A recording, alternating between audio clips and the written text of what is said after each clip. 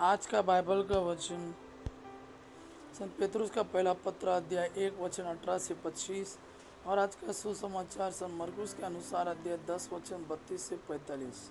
संत पेतरुस का पहला पत्र अध्याय 1 वचन 18 से 25।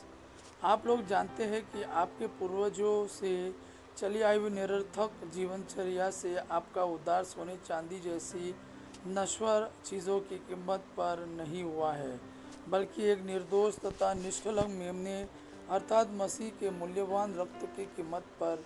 वह संसार की सृष्टि से पहले ही नियुक्त किए गए थे, किंतु समय के अंत में आपके लिए प्रकट हुए।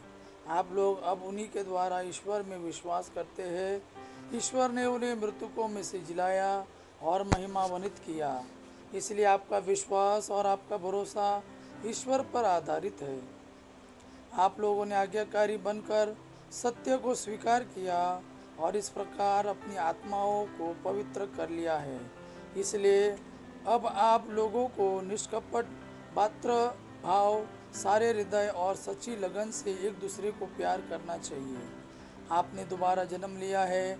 आप लोगों का यह जन्म नश्वर जीवन तत्व से नहीं, बल्कि ईश्वर के जीवन एवं शाश्वत वचन से हुआ है।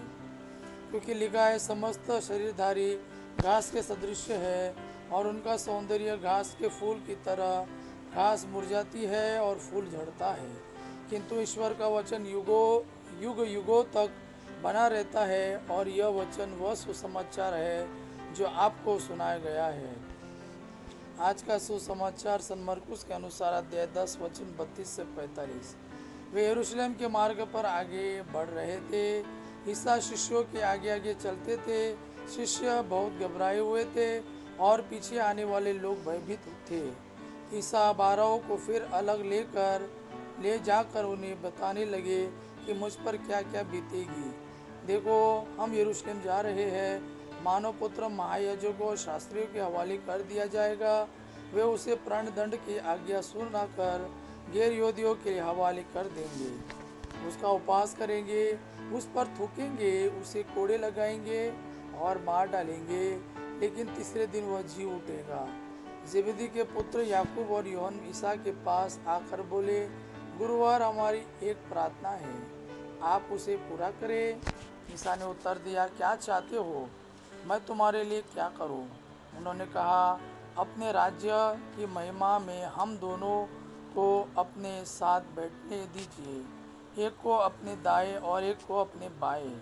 ईसा ने उनसे कहा, तुम नहीं जानते कि क्या मांग रहे हो।